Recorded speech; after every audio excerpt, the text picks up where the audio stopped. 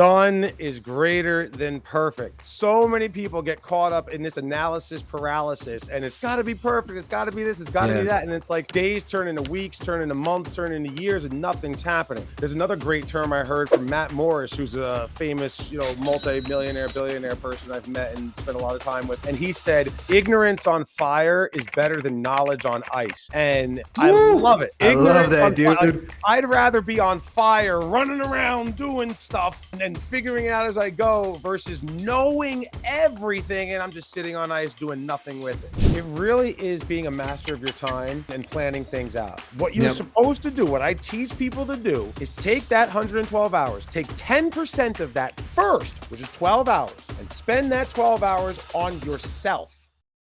All right, well, welcome back to the Takeover. We have such a special guest today. The theme of our podcast is about dominating every area of life and business, and we have multimillionaire here who's not just dominated in business with speed and dominated a sector, literally become the #1 name in his niche and in his business, but he's also dominating in life and in personal, and literally takes 10 weeks every year off and spends it with his family. This man's a speaker. He's a teacher. So he has a very, very good way to distill his information and give you practical steps. So welcome to the show, Steve Weiss. How are you, brother? Thank you. I'm doing great, brother. Steve the Hurricane in the house. Oh, I forgot to mention, when I first met you, Steve, you had just got back from the gym. You had a hurricane tattoo on your shoulder, which if anybody's watching, if you're listening, and in his background, Steve's got a massive hurricane, which is the company logo. I mean, that's dedication, brother. Like, it's in your name, it's on your shoulder, it's in your logo. Like, you're a lifer, man. Like, you're in it. I am in it. It's funny, when I got the tattoo, my graphic designer was so impressed, and she's like, I've never had anybody tattoo it. And I said, I turned 40. I wanted to do something tattoo that was meaningful. I've been Steve the Hurricane since 2006. So it's basically my brand. I've spoken at conferences on branding about the Steve the Hurricane. So why not? All in, baby. Awesome, man. Well, hey, maybe let's just take a minute to kind of dive into your background, because as a young guy, you were out there, working the streets, mowing lawns, selling, building business. You've been around for a while. So kind of let's go ahead and just hear just a little bit about your background. And I don't want to spend too much time there, because I know people are like, dude, tell me how to build a multi-million-dollar business and take 10 weeks off a year. And we'll get to that, but maybe kind of set some context about what got you into entrepreneurship and what led you here, man. Yeah, thank you so much. It's one of those things that it's kind of just been in my blood. It's in my DNA. So I've always been the kind of person who, how can I make the most amount of money with the least amount of effort, right? And every time I thought about getting a job or working for someone else, and I'm thinking, all right, well, this is an exchange of my time for money. And if I'm going to exchange my time, I don't want, at the time when I was younger, I don't want $7 an hour. I don't want $5 an hour. I want to be able to make more than that. And so I started out, I was mowing my mom's lawn. I said, you know what? Let me go around and put out some flyers. Started mowing other people's lawn. Here I am at 14 years old. One of my buddies, we ended up having 30 customers. We're making $600-700 a week. I wish I knew investing then, though, let me tell you. But yeah, my background has always been in business. When I was in college, I sold Cutco knives. The reason why I did that was because it was a independent contractor opportunity. I liked controlling my schedule. I liked being able to control how much money I made. I could plan and forecast out. I learned my average conversion ratio. I learned my average price of a sale and what I was going to get on a commission, so I could balance out my time to, again, work as minimum as possible and max out the money I'm making at that time. Eventually, I became part of a home care company as the director of business development. And I took it because I saw an opportunity. So this was a job. I'm in my mid-20s at the time. And I walk in, I get this position, and I said to myself, really quick, for context, home care is taking care of the elderly. So, mom is sick, grandma's not doing well. She can't function anymore. And instead of moving her into an assisted living or moving her into a nursing home, you hire somebody to come out and they help her get around, run errands, get showered, cleaned up, all that good stuff. So that's home care. And so when I joined this company, the reason why I joined it, I actually went on 5 different interviews at the time, and I got 4 out of the 5 as offers. But I accepted this one because I said, if I play my cards right, I'm going to own this company someday, because it was a very small company. And so in the next 3.5, 4 years, not only did my income grow tremendously as the director of business development for the company, I'm here, I'm making six figures at 26 years, 27 years old. But my business partner then knew I wanted to start a business. And he said, why start a business when you can own a business? And that's when he made me his business partner in 2009. Fast Wow. forward a couple of years later, we sold that company for several $1 million. I stayed with the company that bought us for a year. We continued to help them grow and scale. I left and I became a consultant, and I've been doing that ever since. And so on this journey, man, it's like there's a couple of gold nuggets I want to pull out from there. Number one, you applied for 5 places, got 4 offers. So you're thinking, let me get 4 offers. That gives me negotiating power, and then I can choose the best out of all of them. That's really cool. What was your thinking behind doing that? My thinking And behind it was how does that thinking apply to like entrepreneurship right now for you? Sorry to cut you off so again.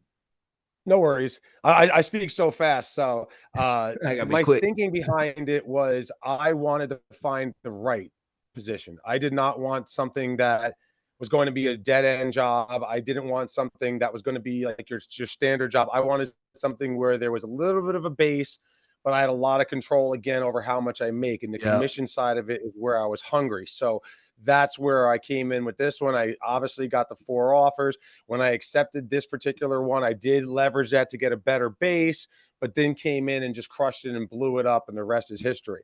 How does that apply in entrepreneurship for those who are looking to aspire to be a business owner? Really, it has to do with taking a look at what is the opportunity for the greatest return in everything that you do. Every business model out there, whatever it is you're doing, there's always ways to evolve the business. There's always ways to bring in more leads, bring in more sales, increase revenue. Am I going to increase the price point? What's that break even? There's so many different ways to do Yep. things to take a look at that bottom line. But if I can do some research and come up with 2 or 3 different strategies and then determine what is the best strategy for me and execute, that's how I'm going to, 10x and multiply my returns. I love that. And I know you have a lot of like balance now.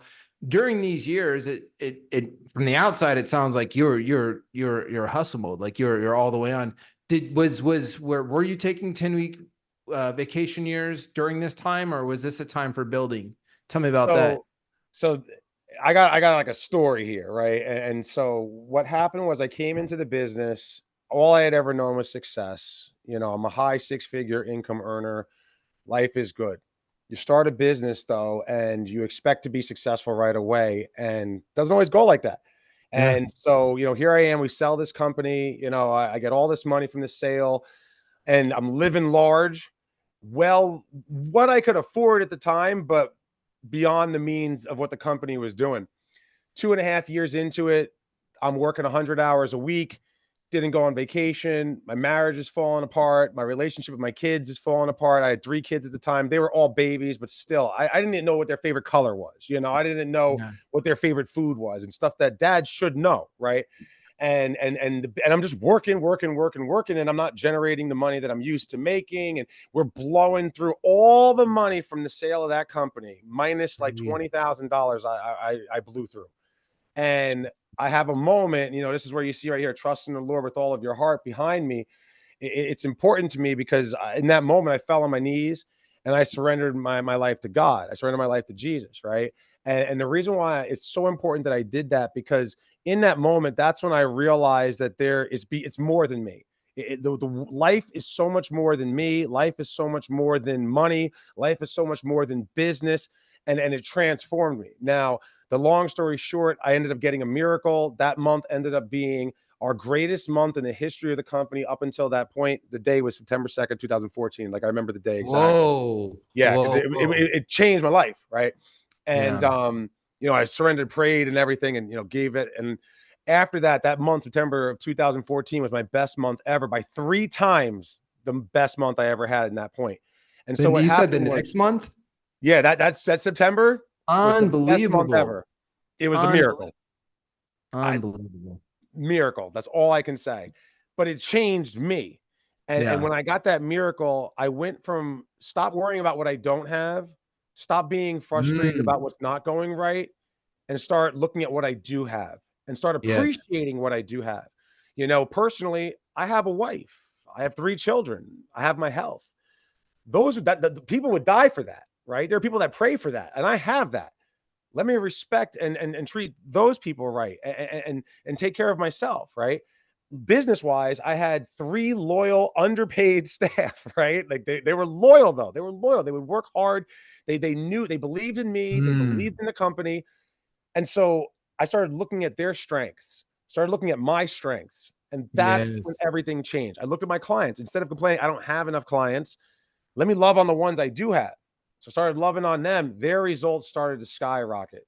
They started telling everybody else. Everybody starts coming to us. And then you fast Did forward, you that year was our first $1 million year. feel like most of your focus before was like the gap between where you're at and where you wanted to be, which of course you and I both know, man, as high performers and an entrepreneur, that gap never stops. It keeps going because the moment you accomplish something big, you believe for something even bigger. So just so I'm hearing you right, it's like that gap, you're always chasing that gap. You were never satisfied. And it wasn't until you took a second and say, like, hey, not that we're not still moving for that goal and that gap, but it's like, let me just realize like how far I've come in my life, in my relationships, and my health, and in my business, the clients I do have. And for you is like after that prayer, putting yourself into a place of gratitude, that was like what flipped the switch. And do you feel like that's kind of carried the theme through to where you're at today? Or is there more twists and turns to the story that we got to hear about? No, I mean, that is what's carried me through, because then what happened is as I started to do that, I started to trust and delegate better. You know, this is the Mm, entrepreneurs in the room. You know, sometimes we think that as the business owner, we know everything and nobody can do it better than us. Well, if that's the case, then we hired the wrong people. You know, if you yeah, hire yeah, people to work for you, you have to trust them, you have to delegate to them, and you should be hiring people that can do things that you can't do so that they can yep. do it better and your business grows. And so as I started to delegate more and started trusting my team more, it also came as part of necessity because I started speaking at conferences. So then I started to slowly remove myself from the day-to-day operations. One of the positions I would say, as the business approaches or as the business reaches that 7-figure mark, like once you get to that point where you're doing over $1 million, you need to have an executive director, as I call it. And it's a person who basically is essentially replacing you to run the day-to-day operation so that you don't have to be the one to do it, and you can share in that responsibility. This gives you time as the owner to work on your business as opposed to in your business. And then that's when the business starts to really skyrocket and take off. And then you put, so as you started nearing that point, you got yourself to doing $1 million a year. Where was your focus on sales? Because I mean, it sounds to me like you're still selling, but I know you also have a sales manager. You there have other people that take the calls as well. How did that transition for you? I mean, you seem like you're still selling, but you also got other people on the team. What did that transition look like? So most of my selling comes from my persona, right? I speak at so many conferences, I speak at so many conventions. I'm always on a podcast, I'm always on a webinar, I'm always talking about how to scale your business. I'm always talking about how to improve at this or close that or whatever. And so whenever I speak, people hear what I have to say and they're like, man, this guy, he knows what he's talking about. And a big part of it is because I'm living it. And so when people see how you're living, and it really does make a difference. Like it's one thing to be the person who's speaking, oh yeah, yeah, I'm this, I'm that, whatever. But it's another thing when you're saying this is what we have to do, and then you follow me on social media and you see that I'm doing exactly what I said I was going to do. That's Mm, what brings people to us. And then so we have so many warm and hot leads from either testimonies of people who have worked with us and they referred someone else, or the people who've watched my stuff on YouTube, that that's what has essentially got us to where we are today. So how important is it for somebody to, it's because like, I think everybody wants to get to that place where they're speaking and they're bringing in leads from that. And it's a great place to be. What for you, like if you're just trying to say you were to try to get to your first million, what does that hustle look like? And how is it different from like what you're doing now? So the LinkedIn stuff was fantastic, especially when you're thinking about if you're in a business to business opportunity. Like my company's business to business. I work with the home care agencies. I help them scale and grow, or I help people who want to start a home care agency open up an agency, right? So when I'm on LinkedIn, I'm finding people who own these businesses. I am interacting with the comments that they post. I am sharing the video content. This is back in 2012 and 13 and 14. I'm creating these videos I put on YouTube. They're on YouTube. People can search and find them there, but I'm also sharing them on my profile. I'm uploading them directly to LinkedIn so people Mm. can see it there. Back in the day, LinkedIn had these groups. They still have groups today, but they're not as busy as they once were. Dude, But they're 2012, nobody even knew about LinkedIn for a prospecting. It was like a career thing. So you were pretty cutting edge back then. I was cutting edge. And when I was in those groups, people would post what I considered the most basic questions. But that's when I really understood and realized that there's so many people in this space that don't know these things. And yes, the reason why I was able to do that is because I had a highly successful home care business. Most people don't. The numbers of revenue that we were doing in 2011 when we sold that company is a reason why we got several $1,000,000 for that company, because we were doing revenues that most agencies, even to this day, 15 years later, 12 years later, whatever, we were doing revenues then that people aren't even doing today. So Yeah, that's how yeah, good we were. So I was an authority and an expert, and being an authority, being an expert, you just start yes. interacting with folks. And then people are like, man, this is amazing. What can you do for me? Like, that's what people would say. I'm like, why don't you hop on a call? And then we sit down and I would sign them up for my, $12,000 at the time coaching package, or I'd have them come to my boot camps, which at the time were like $700 a ticket, or it's just wild. But that's how I built my brand. That's how I built my company and my reputation. Yeah, I love it, man. And I think there's some people listening to this, just you have a natural inclination for sales. You and I both know that sales is a skill that needs to be developed. And even people like, I grew up super shy. Like, I was the opposite. I was an entrepreneur guy, but I couldn't go out and sell. I was like, how does guys like Steve do that? So I kind of learned the game and I eventually got good at it. But the thing is, I know you and I have talked about, some of the clients you work with. It's such an important skill to have when you're running your own business to sell. But I'm sure, just like me, you get people that come along and they're not like the Steves in there. They're not, but they still have to learn that skill of selling. For you, what would you say to somebody who goes, does the thing, and an entrepreneur should never say this, but some of them still do. I'm just not a salesperson. I'm not good at sales, which is number one. It's the stupidest thing you should say as an entrepreneur, because entrepreneurship is sales. You're selling your customers, you're selling your investors, you're selling your employees every single day. Like, Yourself. you're selling yourself. But for the entrepreneur that hasn't learned this lesson, what would you say to them about sales and about like the actual, like, how to develop the skill of selling to grow your business? So for the introverts, which is 2 out of 3 people, like 2/3 of the population are introverted, right? So there are more introverted entrepreneurs than there are extroverted entrepreneurs. Extroverts, you're like me. We were born with a microphone, and it's easy. But for the people who are introverted out there, what I always tell folks to do is remember that sales is customer service. That's what sales is.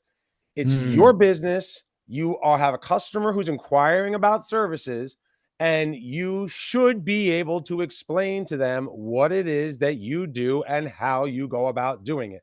Then at the end, you say, this is what it costs. And you ask, would you like me to go ahead and get this set up for you right now? And you smile and nod. Yeah, yeah. It really And so, is that simple. so the clients that you've worked with that came in, oh, Steve, I'm an introvert. I don't know if I can do this. I'm having trouble getting my sales. Is it just either you got it or you don't, or is there processes that you develop with your clients that could take anybody from wherever they're at to being able to consistently sell clients? So there's definitely a process. The process that I teach with my clients, and remember, so from the home care perspective, this is my agency owner or their salesperson or whoever it is, but the person who's out there representing the company. The customer is a patient and the patient's family. If it was you and your grandma, right? Your grandma's the patient, she's the customer, but you're the one who's paying for it. You're the one who's coordinating the care. So you two are the customers. This involves going out, sitting down, doing a physical and mental assessment of your grandmother, right? Because we have to make sure we know what her limitations are physically and mentally so that we can make sure we have the right people for it. So that's a big aspect of it. That's the customer service part of it, right? Then by having a process that I teach people, and I teach it where in the beginning, You just make small talk, and you make people feel comfortable with you. The second thing Yep. you do is you talk about your sales process. Then after you do that, you tell the history of your company. You talk about why you got into the company, all of that, because the story that you created. This is you, the owner. It's easy to tell your story. Mm. Why am I starting this company? Because I want to help people because of X, Y, and Z. You share that. That's an important step there. Then you just explain your services, whatever they are, and this is what it looks like. You go through your credentials. We have this, we have this, we have this. Now everybody has the same credentials, but bring them with you, show them. So if you're, in this case, Homecare, you're certified. Well, bring your certification. You are Yep. licensed. Bring your license. You have bonding and insurance. Bring a copy of it. Don't just leave it. You know, and I'm thinking for all the people who are contractors and other people out there, this is that it's a service business, right? You have all of these, you bring it, you show at that point. Then you go over and you talk about your price. After you talk about the price, that's when you do your consultation. That's when you do, if you're the contractor, you walk around and measure things out. That's when you talk about the balance. You do all that stuff then, because the person's sitting on the price. They're thinking Yeah. about it, right? Yep. And then you come back at the end, you wrap everything up, put it in the contract form, and then you ask for the sale. So you gave a very clear, if you follow this process and you refine it and you practice it, you can create predictability. And I know for you, like you have a lot of clients that they're not even home care. Maybe they're a salesperson or they're a nurse somewhere and they go, hey, I want to start my own home care business. Like you'll walk through like what it's a six-month program you guys do. Yeah. Yeah. Get them Yeah, started, six get them months. open, get patients coming in. I mean, the whole goal is to get people to have that revenue coming in as quickly as possible. And I'll even go further with it, Tim. I have so many people that I've helped start businesses who, because it goes so much more than the home care. So I have a buddy of mine who's an architect, and Yep. he does the sprinkler systems in corporate buildings. And so he didn't know how to close. I taught him this process. Boom. He starts closing, getting, 100,000, 200,000 plus dollar contracts regularly Wow. now. I have a buddy of mine who's a photographer. I helped her start her photography business. She's sitting down. She come up with these boutique packages for maternity. And, as soon as you're pregnant, all the way through your pregnancy, have the baby turns a year Wow. old. I helped her build out a $10,000 photography package, and she sells Yeah. those regularly. Like this is business to consumer, the B to Yes. I C, love it, high dude. ticket sales service. That's Yes. doesn't Dude, matter what the I product is. love it because it's totally not my world, but I love that it's a process, man. People are people. Like there's certain goals you have to achieve in a conversation to get them to trust you, and then to get them to see a future with you, and then to get them to trust you with their baby or their business or whatever. You got this business built up. You've got a good leadership team. You're making good sales. You do a great job for your clients. You're speaking on stages. You're doing that. How do you get to a point where you're taking, I mean, I'm like, dude, you're heading down. I'm not going to say where, but you're heading down somewhere in Florida. And when you come down, Cindy and I are in Miami, we're going to come up and hang out. So for sure going to hang out. How did you get to the point? What was that process like? What's kind of a overall like practical way to get yourself as the business owner to a place where, some people listen to this are like, I don't ever want that much time. I just want to grind, which is cool. That's fine. Right? Like you got everything. But if your priority and your values are, hey, I'd love to have much time with my family, I think those listening would love to hear how you pulled that off, man. Thank you. And it really is being a master of your time and and planning things out. So for me personally, I learned the ebbs and flows of my business. I learned that my spring and fall are go seasons. So I'm going to have to sacrifice some family time during my go season. So Mm, I'm not gonna turn down the conference. I'm not gonna turn down these activities and things that I know are going to generate wow. hundreds of thousands of revenue per activity, right? I'm not going to turn those things down. Now, at the same point in time, I know ahead of time when my kids are out of school. So instead of starting off with set aside time for business, no, I know my kids are out of school. I block those days off. I'm not doing anything during those times. So it's being intentful, being purposeful, looking at it like this way. Here's a great example, right? There's 168 hours in every single week. Yeah. Well, if you were to subtract from 168, 56, that's 8 hours a day, 7 days a week. That's blocked off for sleep. That leaves you with 112 hours left over. What you're Yep. supposed to do, what I teach people to do, is take that 112 hours, take 10% of that first, which is 12 hours, and spend that 12 hours on yourself so that you are taken care of, doing whatever it is that you want to do. You want to take a baking class, you want to do a fitness club, you want to go for a run, you want to read, you want to do meditation. That is your time. That's how you recharge yourself. That's how you take care of yourself. It gives you 100 hours for everything else you got to do. And then you start budgeting things from there. Taking it, same thing concept, to the annual level now, I block off my time for my family first. So then I know I have days coming off. I have time where I'm going to be with the family, and my wife and I plan. Sometimes we go on a trip. Sometimes it's a staycation. Sometimes it's just the R&R weekend and we go out on our boat or something, right? But we plan it out. Leading up to my August, where I take the whole month off, that's where with the business and its systems and processes, but it's also reporting. So I have people in their roles. I have processes for things that they have to execute and things that they have to do. And then I have reporting that they send to me. When I go on my vacation every August, I get those reports still. I take 5 minutes in the morning, 10 minutes in the morning after I've had my coffee, read through the reports, reply to what I need to reply, and then I shut down and I'm good for the rest of the day. That's how I some do my Andrew August. Carnegie stuff, man. I didn't even read his stuff. I love Andrew Carnegie, Oh, but I didn't do any of that. bro, I didn't read his stuff. you got to read it. He goes, he talks about he got to a point where he did 3 hours a day. And what he would do, and this was, I mean, he was the modern equivalent of $600 billion. Oh, like yeah. he's 3-4 times Steel as rich industry. as Jeff Bezos was. So Yeah. one of the richest men in all of human history.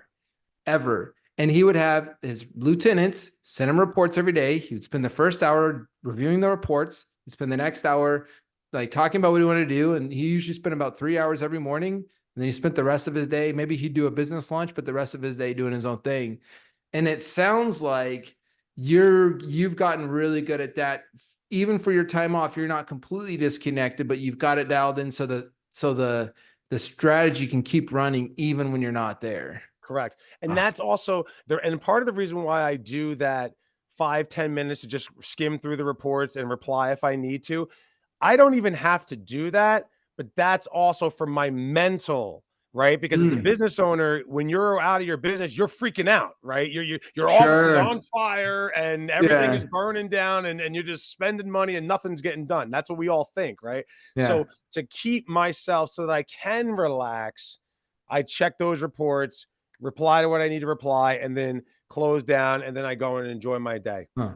That's cool, man. I like it. One thing that also stuck out to me a lot there, and it's like, I think a lot of times people try to create they've got to have perfect balance at all times. And one thing I really like about Gary Keller from Keller Williams, billion dollar dude, like super smart guy. He talks about the concept of not balance, but counterbalance, where it's like there's going to be times of obsessive focus and you counter that with times of complete disconnect. And so it sounds to me like, correct me if I'm wrong, but kind of walk me through this. When it's go time, the family knows like, yo, I got to do this conference. I'm going to be out late nights. It's going to be grinding, but you counterbalance that with, but hey, when I'm present with you, I'm fully here. And when we take off, we're not taking a day off. We're taking a friggin' month off, or we're taking a week off. Is that what I'm hearing? And if so, like walk me through that go time versus what's it, go time and no time? Go time and downtime. Yeah. Go time. Yeah. Walk me through how, like what those seasons are like separately. You hit the nail on the head. You hit the nail on the head. It is exactly what you said. And it's by design. And I will say that when I'm at the end of my go season, I'm beat, because I've been grinding. So like that first week, which was last week for me, was my first week at the end of my go season. There was a lot of R&R, a lot of not doing things.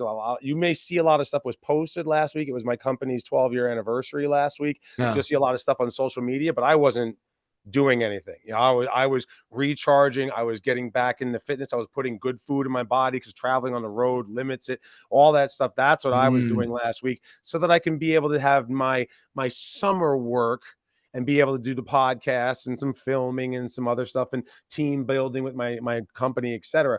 But to your point, yes, it is by design, it is planned. So with the go season, when sometime when I get back from Florida and it's, early September, late August, like August 30th, September 2nd, something like that, I'll sit down with my wife and I'll go over my calendar for September, October, November, right? Even into December, and block everything off in the calendar. What days am I away? What days am I, so she's aware of it ahead of time, because, we have 3 kids and she also works. So she becomes a single mom at that time. Right. And so she's planning out help and whatever is Wow. needed. And then I'm even going to a point where when I get here, I can call you at this time. Like, we're really, really organized with it. Is it always perfect? No, stuff happens, but I'd rather have a plan and course correct as I go versus Yes. not have a plan and it all comes falling apart.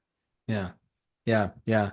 It's it's the concept of the ship at sea. Like if you at least know the direction you're going, even if there's storms and there's different stuff, you at least know how to navigate and adjust. If you have no map, no direction, like you're not even going to get out of the dock, man. So 100%. I think that's one thing about entrepreneurship is there's so much to it that is just having a plan that's good enough and then adjusting along the way. I think too many times entrepreneurs, they want to try to get everything perfect before execution. And the reality is, like, friggin' Apple goes and sells a phone, and guess what? There's a glitch in it and they got to fix that. And there's another glitch in it. Like, you're the kind of guy that just executes. Like, you don't put a lot of delays. You don't put a lot of procrastinations. You execute, man. And for So you, well, what is that drive behind you that pushes like that? I said I wasn't going to do a visual, but I am going to do a visual because you just said Ah, something that I swear by all the time. And so as an entrepreneur, right, I want everybody to remember this: done is greater than perfect. Done is greater than perfect. So many people get caught up in this analysis paralysis, and it's got to be perfect. It's got to be this. It's got to be that. yes. And it's like days turn into weeks, turn into months, turn into years, and nothing's happening. There's another great term I heard from Matt Morris, who's a famous, multi-millionaire, billionaire person I've met and spent a lot of time with. And he said, ignorance on fire is better than knowledge on ice. And I Woo! love it. I love Ignorance that, on fire. Like, dude. I'd rather be on fire, running around doing stuff and figuring it out as I go versus knowing everything and I'm just sitting on ice doing nothing with it. Yes, dude. Dude, it's just so potent. It's speed, especially like the speed to making the call, to doing the thing, to, hey, we just had this problem. Your speed to, let's work on the solution. Your speed to taking action is the differentiator, man. Like, there will never be a perfect, you'll never have it perfectly dialed in. The world is changing. And I always tell people this, like, if I go out and I get customers before my product's perfect, guess who's going to help me make my product perfect? My customers, because no one's going to give you better feedback than somebody who's giving you money, man. So many times people wait for everything to be perfect. Where, dude, if you're waiting for things to be perfect, guys like Steve and I, we're going to go out and get 100 clients. Well, you're still trying to figure out what you want your LLC name to be, or we're going to be out getting 200 clients. Well, you're still trying to figure out like what color your logo should be. And hey, you read some guy said marketing is like, oh, you want to do your color red, but red turns some people out. Like, dude, I don't care what the color is. Like, let's go get some clients. And when you go out and you get the clients and you take that action, nobody gives you better feedback than like somebody who's paying you money, because Right. they will give you their brutal, honest feedback. And then I get to make the product better with the customer. And so I'm just going off, dude, because I think you and I have the total agreements there with Yeah. done is better than perfect. And anybody, that visual was literally just a piece of paper where he wrote done, greater symbol, perfect. So I love that, man. You got me all hyped up, bro. Dude, I mean, it's a culmination of things that you come up with on your own, and then the things that you read, like some great reading for people that I swear by the book The Energy Bus by John Gordon. Man, that book is fantastic. It gives you like 10 tips for taking your life back, putting the priorities where they are. Another book that I highly recommend is 7 Habits of Highly Effective People by Yeah. Dr. Stephen Covey.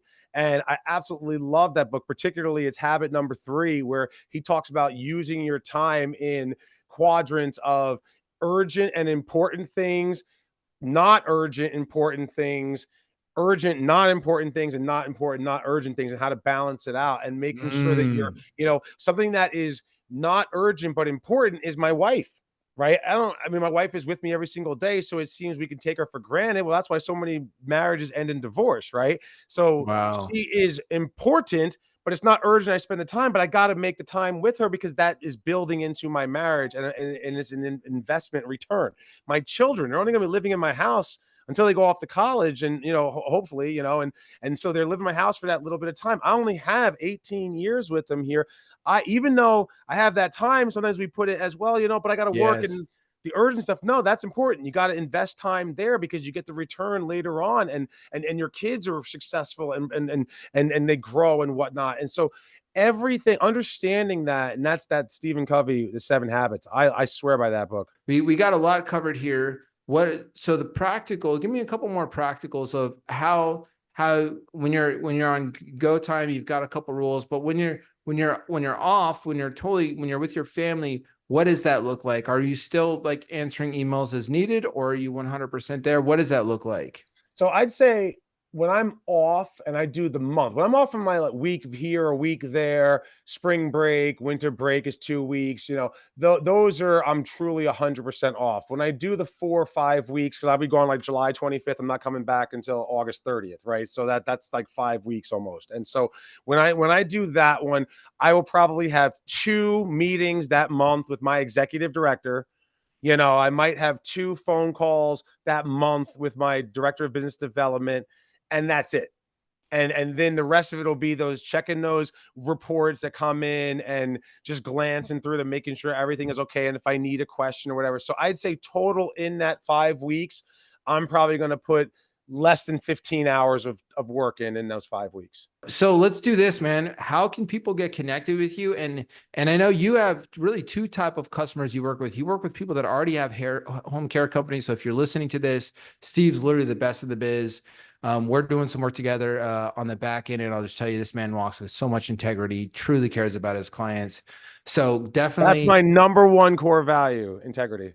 dude, and it shows, man. It shows. Like the back conversations you and I have are you're very concerned about your clients. So there's a home care, but on the other side, there's people looking to start home care. So why don't you tell people how to connect with you, and then like maybe a couple ways that they can work with you? Yeah. So the best way to connect with me is you can go on LinkedIn, you look up Steve Hurricane Weiss, because my name is Steve Weiss, but my trademark name, and it actually is trademarked, is Steve the Hurricane. So Steve Hurricane Weiss, follow me on LinkedIn there. And then if you own a home care business, I'm being very humble when I say this, but in the last 12 years, I can tell you there's not a person on the planet who knows more about the home care business than yours truly. And I can help you scale it and remove yourself from the day to day so that it's profitable and you're not working 100 hours a week and you have time to do the things that you love. That's what I love doing for those folks. And then for those people who are looking for an opportunity to start an agency, why is starting a home care agency attractive? Because the largest generation in the world, the largest generation in the United States right now are the baby boom generation. And those folks are between 64 and 84 years old. The 84-year-olds, they're the ones starting to need care now. Well, for the next 15, 20 years, as that generation slowly ages and then eventually starts to expire, those folks are all going to need help.